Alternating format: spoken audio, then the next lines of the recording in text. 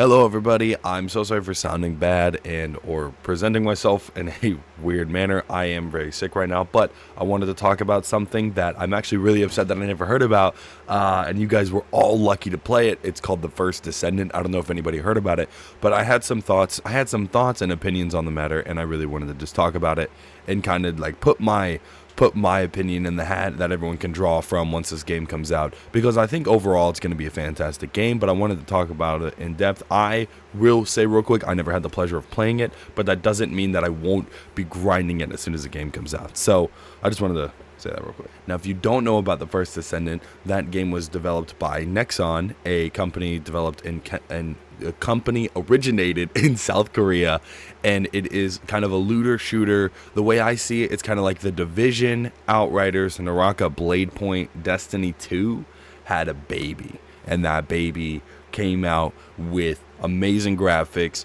and it is free to play. Yeah, that's right. This bad boy is packed, loaded, and amazing. I'm really upset that I never got to play it, but I did my due diligence and I did my research to kind of learn more about the game, kind of learn ninks and quiches, niches and wishes and wishes and dishes.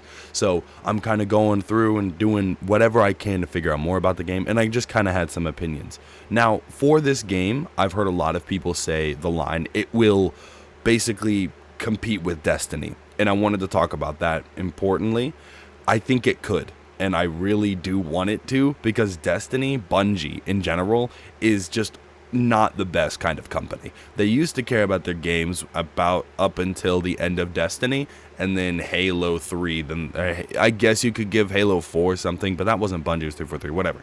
Point is, I think Nexon has a very good shot at making an absolute disgustingly game on the market. It could be amazing. First off, I think the game coming out free to play is just gonna, I thought it was gonna be like $20, $60. The graphics look amazing, and like I said, the games that it kind of competes with is like Destiny, Outriders, The Division 2, and I think this game kind of puts them all to shame based on the gameplay that I have seen and kind of how the quality of the game looks. And the only things that I really have an issue with are kind of like, or issues more of like three things that I think this game needs to have in order for this game to just destroy. And now these three things are more like bullet points. They're not necessarily three specific things. One, I think this game needs raids. If it's going to be the thing that basically puts Destiny 2 to shame, it needs to have some sort of gameplay that can resemble it and beat it. Because if it has just a bunch of bosses that are just bullet sponges, then it kind of moves towards the Anthem route, and we don't want it to do that. But if it had like bosses where you need to use your grapple to like spin it around or like walk around it and it falls over, you have to hit it, you have to coordinate with your team to attack it from different angles at the same time with a bunch of enemies coming at you, and you need support, and you need to kind of pick different characters in order to do this like specific fights correctly, or some characters do it better, some characters do it worse. I think that's good. It needs in-game content, basically. And kind of piggybacking on that, PvP. I heard that this game doesn't have PvP, and I think a really big thing that people don't understand is that PvP games kind of take over a good section of the market. I think a lot of people play a lot of free-to-play PvP games. I mean, Fortnite, Apex, Rogue Company. Those are all kind of just free to play games that came off the top of my mind. The first two, then Rogue Company. I don't know why I said Rogue Company, but those games are the games that I think people free to play.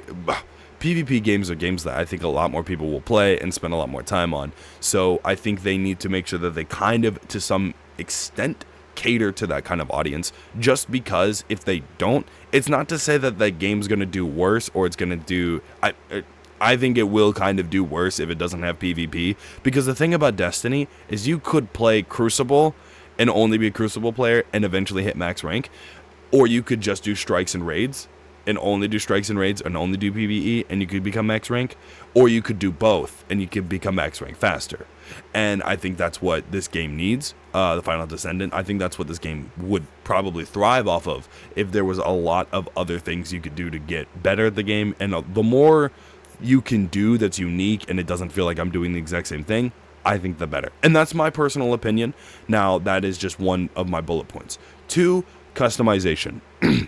If you are trying to attract Destiny players, we are all very used to customizing our own characters, changing the genders, doing all that type of stuff. Now, I know that these characters are set in stone with the genders and kind of like outfits that they come out base with. So I think what you need is you need to probably make, I don't know, a really big like skins. I guess the game would have to have skins, huh? But customization on the guns and things like that. Something that makes it, on top of, I did see that the loot system is pretty nice. It's color coded. I love color coded loot systems. You know, I'm not colorblind. I like seeing those red and blue pixels pop up on my screen. The rarity of items. You know, it's that is something I really enjoy. So that kind of hits me where I like it. And oh man, I lost my train of thought. Oh yes, sorry, I apologize. So it's the grinding. It's the you need something where people are going to spend hours on grinding. So you need a lot of different content that pops up in the game, and then you need great customization. I'm sorry, I know I hit both of those, but I think customization makes it so you look at something different and it doesn't feel like you're playing the exact same thing over and over and over and over and over and over and over again. And it kind of gives you that more unique feel, so you're not playing the same thing and it feels oversaturated. You have different things you can look at, and I think it's also aesthetically pleasing to change how your character looks, and especially in a looter shooter game, like compared to other games. And the third thing that I think the game needs. Hold on. I know I said 3, but I think I mixed one of the bullet points up. I've had this conversation with myself like 3 times today. This is the 3rd time I've tried to actually sit down and record it. So I apologize. And again, I apologize if I'm not coming off clear cut. I'm not feeling that well. No excuse. But I'm just trying to like get this off my head because it's on my dome. I heard about it last night on stream. I stream twitch.tv/discomaniac. If you're bored, it would really make it. I would appreciate it a lot if you tune in. I try to keep things lively in there. We like having nice conversations, and I think it's pretty chill vibes overall. I'm gonna have to watch this back over and hope that I'm making sense on everything. Overall, I think this game has a really good chance at just absolutely breaking a lot of the games that we play. And changing it, and everyone probably could move over to this game, especially with it coming out with great graphics, completely free, great. It looks like the story looks pretty good. I'm not gonna lie. I'm upset that I couldn't play it. Oh no, I remember. I'm upset I didn't hear about this game. I love playing video games, and I just think that like if you live under a rock, in most game communities you do, because you just don't know where any game of these games are. Like I didn't even know Days Out or Days Gone was coming back. I thought that was just a scam, but no, it turns out it's an actual game that I heard about through a Discord server. It's just in Naraka Blade Point, a game that I'm like obsessed with right now, all of which I've never heard of until it's word of mouth. So if you're watching this and you could just tell me about these games, that would be amazing, because this game looks awesome, and honestly it looks so good I might dedicate my entire channel to it. I don't know, but it looks awesome. Anyway, I hope this video finds you well. I hope it was coherent enough and it made enough sense that you're like, okay, I see where he's coming from.